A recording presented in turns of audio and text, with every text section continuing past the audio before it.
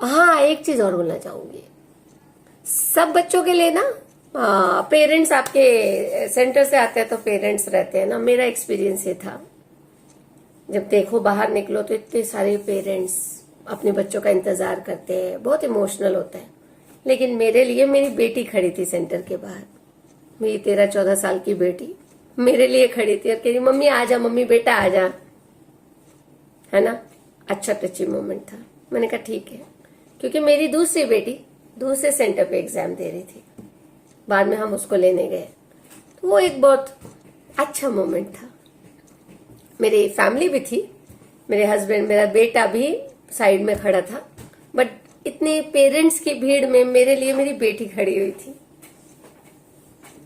Lovely lovely feeling, अच्छा लगता है। फिर से नहीं खड़ा कराऊंगी किसी को, क्योंकि इस टाइप के ये लोग पेपर सेट करते हैं ना, तो आपकी मेहनत की ना कोई मजा नहीं आता है। खैर, मैंने ये अपने पेपर के लिए तो नहीं किया था, मैंने आप सब बच्चों के लिए अपने आप को तैयार कर रही थी, अपने आप को समझ के आ रही थी, उससे बहुत कुछ समझी हूँ, बहुत कुछ। बाकी तो ये लोग ने अभी अपने आप को एनसीईआरटी से रिस्ट्रिक्ट करना शुरू कर देंगे, तो हमने बहुत कुछ सीखा है जो मेरे आगे आने वाले वीडियो में आप लोग सीखोगे। ठीक है, मेरे पढ़ाई के वीडियोस अब आएंगे, बहुत अच्छे ट्रिक वीडियोस डालूंगी। Now I am ready.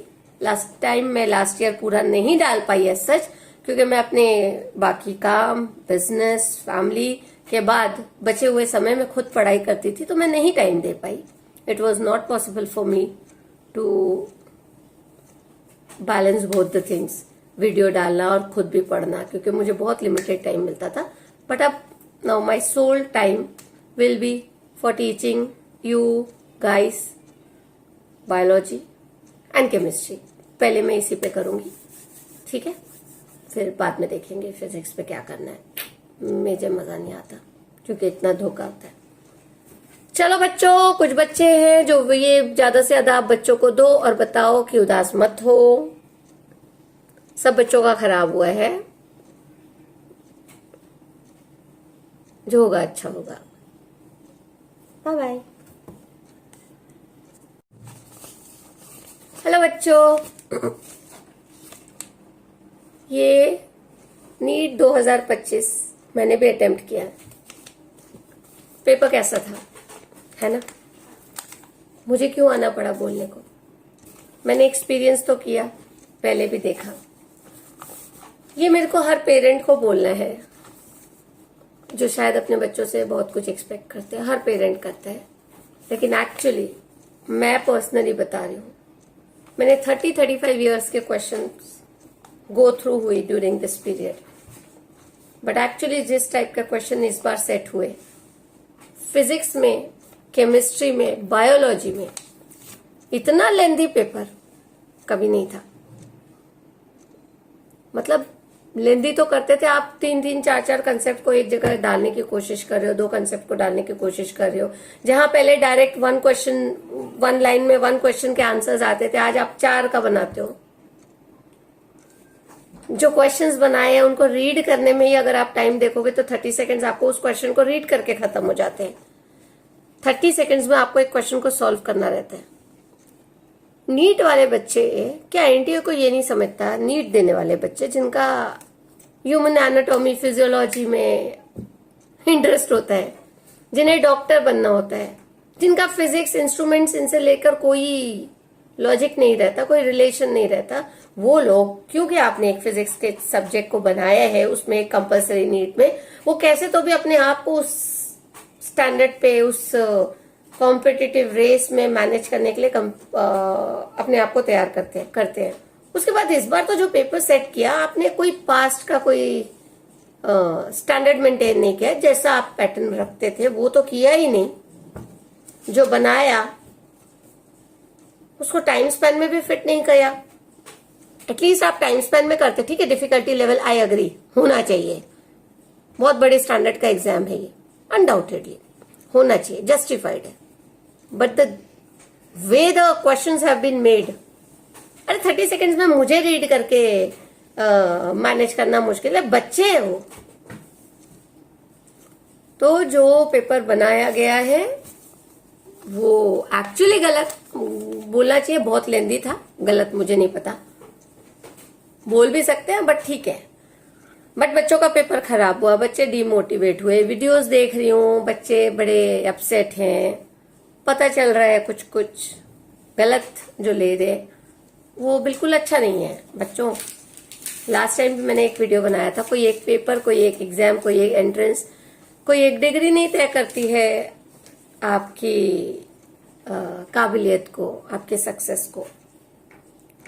तो अपने आप को इतना भी बाउंड मत करो। जो मैं देख रही हूँ बच्चों के वीडियो, सही में लगता है कि हाँ पढ़ रहे हैं, ये पढ़ाई से रिलेटेड उस इतना पढ़ते हैं, हम अपने रूटीन को छोड़कर पढ़ते हैं, बहुत कुछ कॉम्प्रोमाइज करके पढ़ते हैं। उसके बाद अगर पेपर सही स्टैंडर्ड का बना हो और वो हम सॉल्व ना कर सके तो इतना दुख नहीं होता। ठीक है, हम नहीं पढ़ पाए, हमने पढ़ा, सब कुछ उस लेवल के हिसाब से, जिस हिसाब से पास्ट ईयर्स देखे जाते हैं वो उस हिसाब से किया, उसके बाद पेपर कुछ अलग ही पूछा जाए तो ज्यादा दुख होता है कि हम कुछ कर सकते थे पर ये क्या हुआ।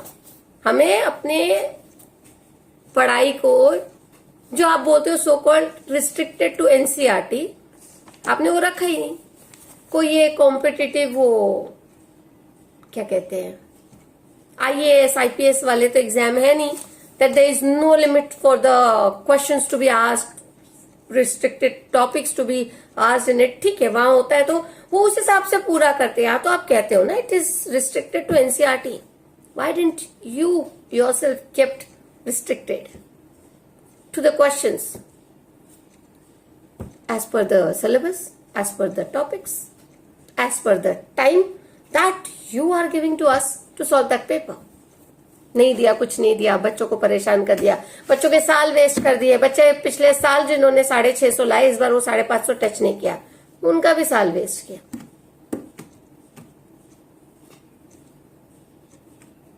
मैं बच्चों को यही बोलूंगी, हर एक को तो मैं पर्सनली नहीं बात कर सकती हूँ, है ना, तो मेरे वीडियो के जरिए बोलना चाहूंगी, मत पैनिक हो, ठीक है, थिंक